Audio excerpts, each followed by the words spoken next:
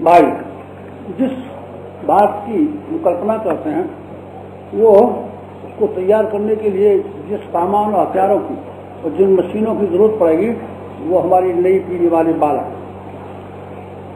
मशीनें हमारे पास चाहे जो भी हों, बात हमारे पास चाहे जितनी भी हो, संपत्ति हमारे पास चाहे जितनी भी हो, और उसको चलाने वाला, उसको संचालन करने वाला व्यक्ति तो चाहिए।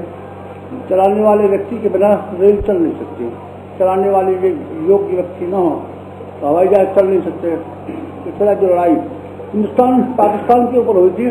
पाकिस्तान ने हिंदुस्तान पर इतने ज्यादा बम गिराए थे कह नहीं सकते, और इतने ज्यादा बम सारे हिंदुस्तान पर गिराए गए होते, कोई समझदार आदमी चलाने वाला होता सारे हिंदुस्तान को तहस नहस कर देता। जोधपुर के आसपास जितने बम गिरे थे वो सारे के सारे जंगलों में गिरे और खेतों में गिरे और खलिहानों में गिरे और कहाँ गिरे, शहर में मुश्किल से 2 या 3 बम गिरे, जहाँ वहाँ गिरे उनको निशाना लगा नहीं। जहाज अच्छे खासे थे, चलाने वाले सब कुछ थे, उनको नौकरी और वेतन सब मिलते थे, लंबाई चौड़ाई शरीर उनका ठीक ठाक था। पर वो क्रियाकलाप में जो क्रियाकलाप उनके दिल में सुपुर्द किया था गया उसके लिए 2 कौड़ी के थे, मिट्टी के थे। मिट्टी के थे का परिणाम क्या हुआ, उन्होंने अपने देश की बहुत सारी संपदा को नष्ट कर दिया और जो लक्ष्य प्राप्त करना चाहते वो न कर सके। दौलत चाहे जितनी भी इकट्ठी के तो न कर सके। लोगों का ये ख्याल है कि हम अपने बच्चों को सुयोग बना देंगे, सुयोग बनाए नहीं, उनके लिए संपत्ति इकट्ठी कर दें, मकान खरीद दें, जायदाद खरीद दें, धन खरीद दें, दौलत खरीद दें तो हमारे बच्चे खुशहाल लेंगे। क्या खुशहाल ले सकते हैं? नहीं, खुशहाल नहीं, तो कभी खुशहाल नहीं लेंगे अगर उनके पास योग्यताएं न होंगी, क्षमताएं न होंगी, संस्कार न होंगे। अगर हम सारे का सारा ध्यान उनके लिए संपदाएं इकट्ठी करने की अपेक्षा उनके अंदर गुण, कर्म और स्वभाव को विकसित करने पर इकट्ठा कर दें, केंद्रीभूत कर दें तो मजा आ जाए। फिर उनको हम जंगलों में छोड़ दें और हम भूखे नंगे छोड़ दें और चाहे कहीं भी छोड़ दें, विकसित होते हुए चले जाएंगे। संसार के महापुरुषों के इतिहास पर हम जब निगाह डाल के देखते हैं तो हमको ये मालूम होता है कि 100 में से 80 महापुरुष गरीबों के घर में पैदा हुए। वहां पैदा हुए जहां उन्नति के लिए कोई माध्यम नहीं था, स्रोत नहीं थे, उन्नति के लिए कोई व्यवस्था नहीं थी, गरीब थे और कंगाल थे।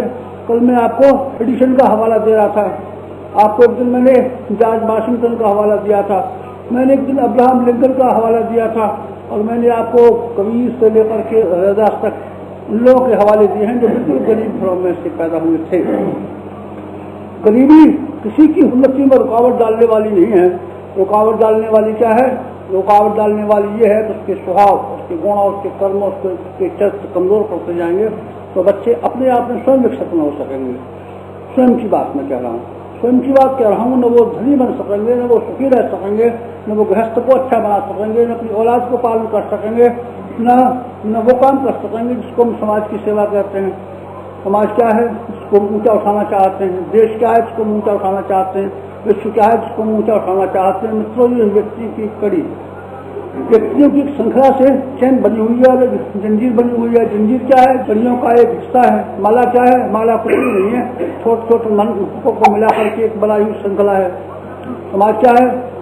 कुछ नहीं। समाज मनुष्यों के समूह का नाम समाज है। देश क्या है? कुछ नहीं है। देश मनुष्यों के समूह का नाम समाज है। विश्व क्या है? कोई कुछ नहीं है, मनुष्यों के समूह का नाम समाज है।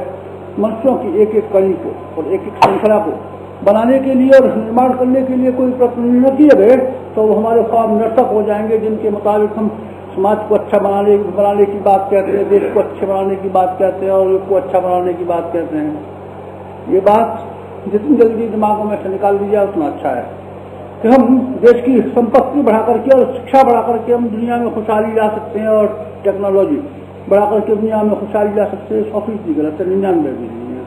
फ्रांस का इतिहास आपको नहीं मालूम है? फ्रांस का इतिहास आपको मालूम होना चाहिए।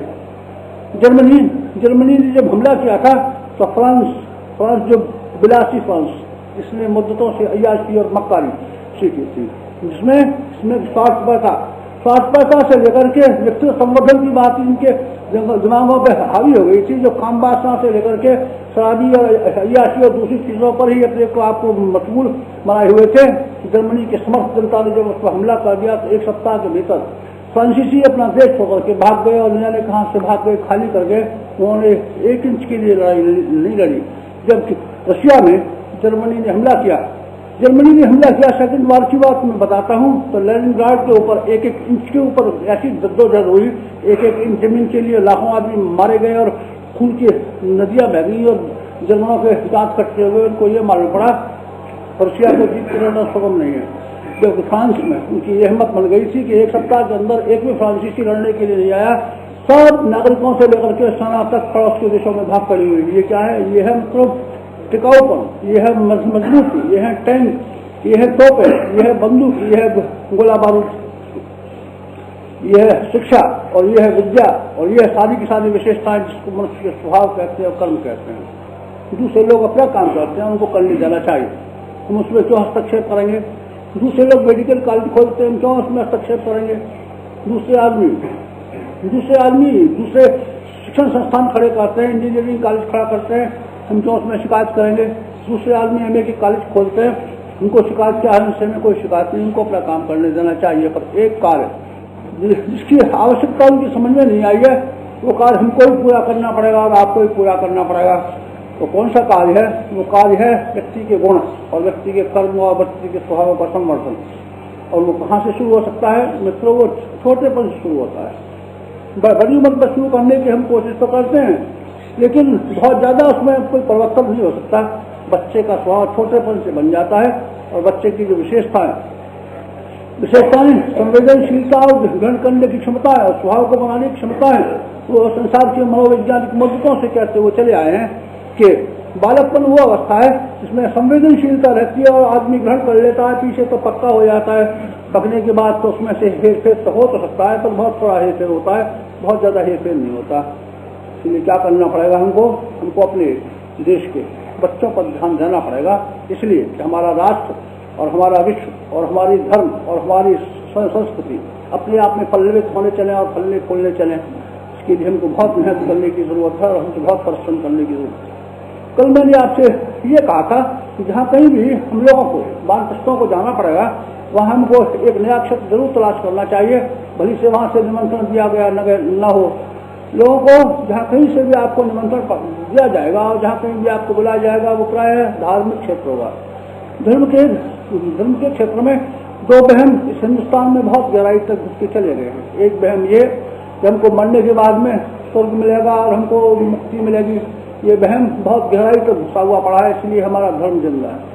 और जिंदा अवस्था में, जीवित अवस्था में दो बहम मनुष्यों के ऊपर हावी हो गए हैं। पहला बहम ये कि हमको थोड़ा बहुत पूजा पाठ करने से या किसी संत बाबा जी का कोई हाथ पाथ जोड़ने से, माला वाला पहनाने से हमारी मनोकामना पूर्ण हो जाती है और जिन जिन चीजों को उनको पुरुषार्थ से पूरा करना चाहिए उसकी अपेक्षा उनको किसी संत बाबा जी की खुशामद करनी चाहिए और देवी देवता की खुशामद करनी चाहिए। देवी देवता या संत बाबा जी की खुशामद करने के बाद हमारी वो वैयक्तिक समस्या कठिनाइयां दिक्कतें जिनसे हम परेशान और हैरान हो रहे हैं, उन सबको समाधान निकाल सकते हैं। ये बहम आदमी के दिमागों पर हावी हो गया, इसलिए संत महात्मा जिंदा है और ये बहम दुनिया में से निकाल रहे हैं। तो आप देखेंगे इस तरह का जो भी है धर्म और जो भी संत बाबा जी है, इसमें 99% झांकी तरीके से बैठ जाएंगे और ये खत्म हो जाएंगे, क्योंकि संत बाबा जी के पास जो विशेषता होनी चाहिए वो है नहीं इनके पास।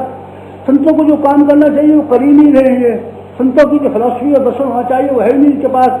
ये सारे के सारे संत केवल इस चीज के ऊपर जिंदा है कि आदमी का ये बहम, ये आदमी का बहम, ये आदमी का बहम कितनी गहराई तक घुसा हुआ पड़ा है कि संत बाबा जी हमारी समस्या को हल कर देगा और देवी देवता और मंत्र संत हमारी समस्या को हल कर देंगे। अगर बहन को हम हटा दें तो संत बाबा जी खत्म हो जाएंगे। लोगों को इस संसार में एक और भी बहम हावी हो गया है जिसमें हमारा धर्म और अध्यात्म टिका हुआ है। वो यह है कि कोई बाजीगर होते हैं, संत बाजीगर होते हैं, संत बाजीगर होते हैं, बालों में से भभूत निकालते हैं और कानों में से जुए निकालते हैं और मुंह में से कबूतर निकालते हैं और बगल में से पिटाले निकालते हैं। इस तरीके से बाजीगरी होती है उनका।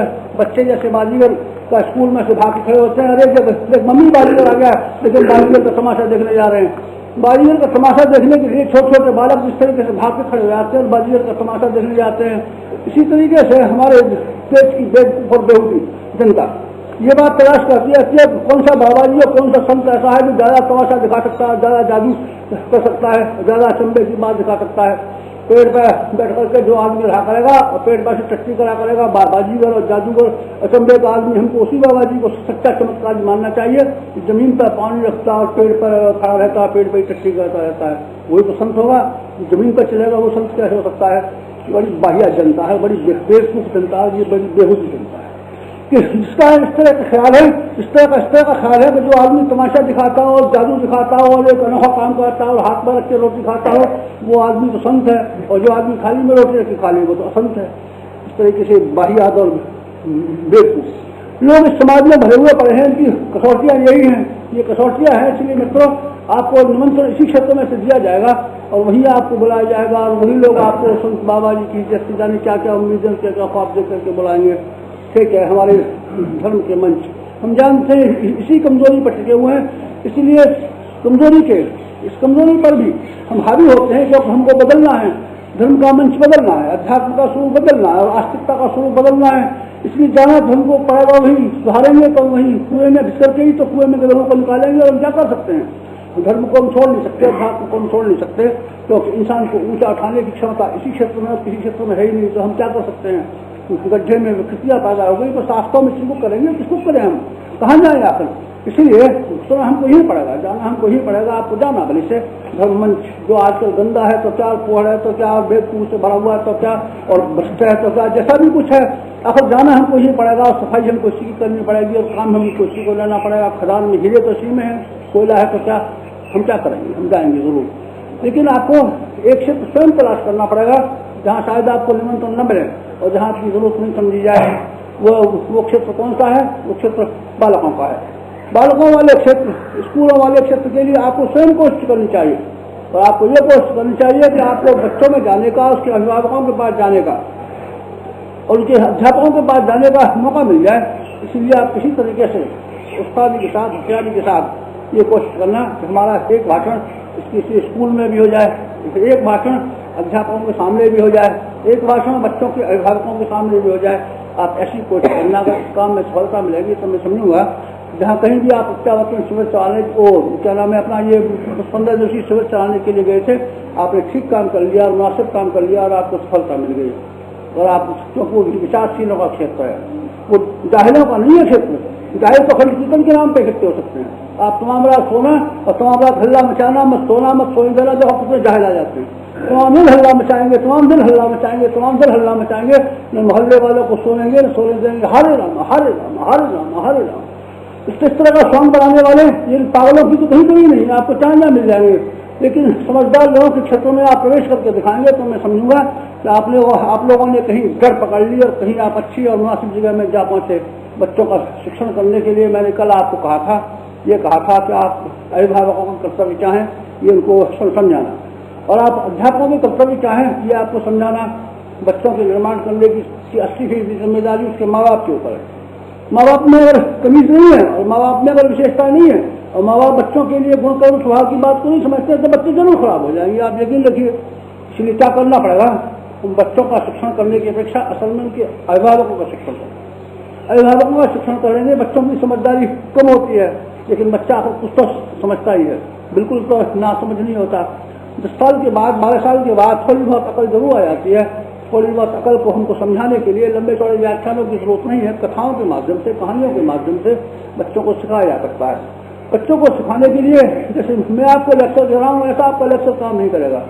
बच्चों के लिए छोटी छोटी कहानियाँ, छोटे छोटे कथाएं, छोटे छोटे दृष्टांत, छोटे छोटे उदाहरण ही काम आ सकते हैं। तो उदाहरण की शैली हम आपको विकसित कराएंगे। अभी तो हमने आपको यहाँ विचारशीलता की व्याख्यान दिए हैं। अगली बार क्योंकि एक ही महीने के लिए हमने आपको बुलाया है, दोबारा जब हमको आपको बुलाएंगे तो व्याख्यान हम नहीं देंगे और फिर हम बुलाएंगे आपको। 1 महीना ट्रेनिंग काफी नहीं आपकी। 1 महीने में हमने आपको वानप्रस्थ जीवन की और लोक मंगल की प्राथमिक शिक्षा दी है।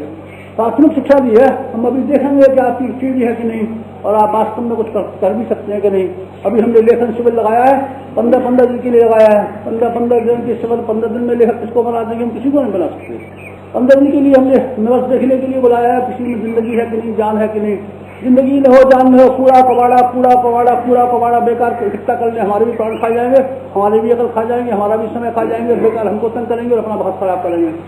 तो हम उनको बुलाएंगे, लेकिन जो आदमी आएंगे फिर बुलाएंगे, दोबारा बुलाएंगे, लंबे समय के लिए बुलाएंगे, ताकि संगीत कोई ऐसे नहीं है कि 15 दिन में हमको संगीत आचार्य बना दीजिए, लेखक कोई ऐसा विधि नहीं है कि हमको 15 दिन लेखक बना दीजिए। ये समय साध्य चीज है और संसाध्य चीज है और समय लेती है और टाइम लेती है।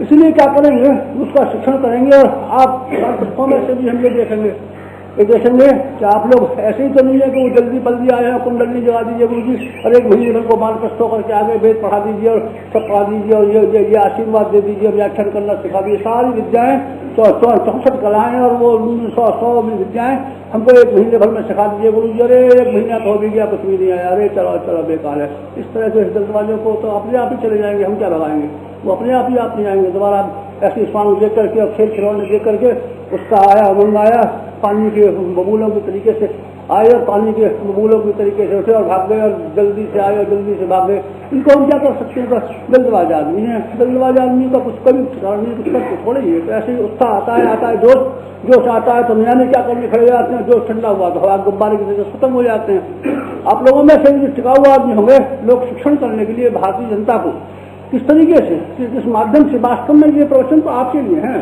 जनता के लिए नहीं है। जनता के लिए जो प्रवचन करने की शैली अब की बार हम विकसित करेंगे और आपको सिखाएंगे, उसकी एक नवीनता होगी और एक विशेषता होगी, क्योंकि आपको हम देहाती जनता में भेजने वाले हैं।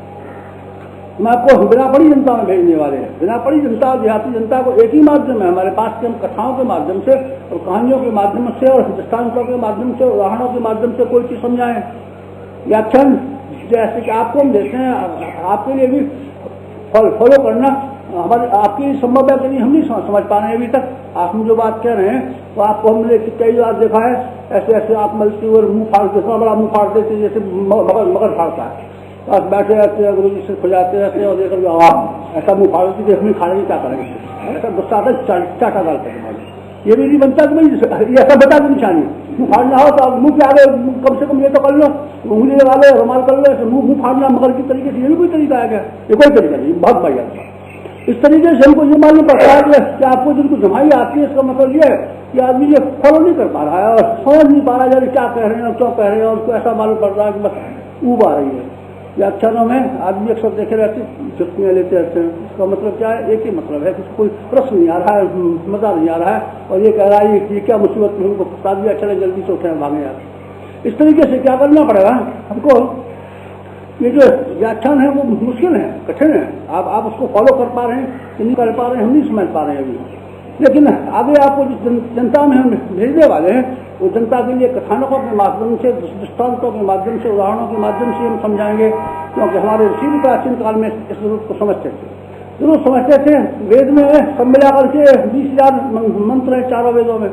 चारों वेदों में कुल मंत्र कितने हैं? 20,000 है। कितने मंत्र हैं? 20,000 है।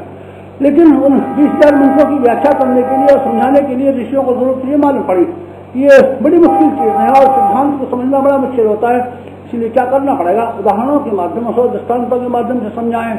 इसीलिए उन्होंने पुराणों को लिखना शुरू कर दिया। पुराणों को लिखना शुरू कर दिया। पुराण में क्या है? पुराणों में तो कहानियां, हर किस्से हैं। पुराणों में कहानियां और किस्से हैं, कहानियां और किस्से हैं। कहानियां और किस्से की जरूरत यहाँ तक उन्होंने देखी और सफलता यहाँ तक उन्होंने देखी।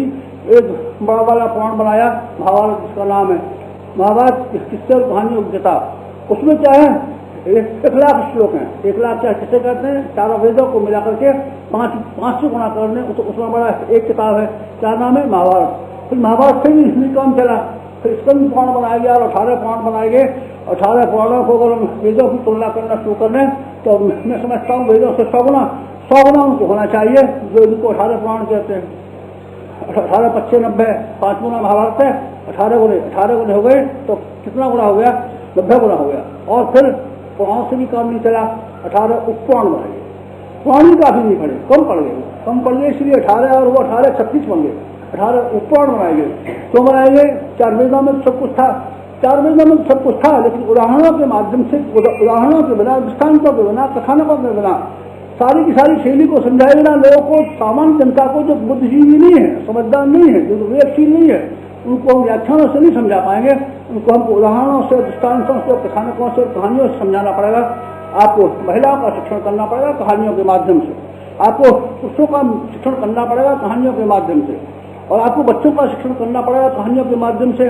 अभी तो आपको जब आएंगे द्वारा तो हम बच्चों को शिक्षण करने की शैली, किसानों को शिक्षण करने की शैली, बूढ़ों को शिक्षण करने की शैली, महिलाओं को शिक्षण करने की शैली के लिए जो कुछ भी हम आपको बताएंगे और सिखाएंगे, वो सब कहानियों के कथानकों से माध्यम से सुनाएंगे। अगर आपको हमारी यह वीडियो पसंद आई हो तो इसको लाइक, कमेंट और शेयर जरूर करें और हमारे YouTube चैनल ऋषि चिंतन को सब्सक्राइब भी कर लें। साथ ही बेल आइकन को भी दबाएं ताकि आपको आने वाली वीडियोस की नोटिफिकेशंस मिलती रहे। धन्यवाद।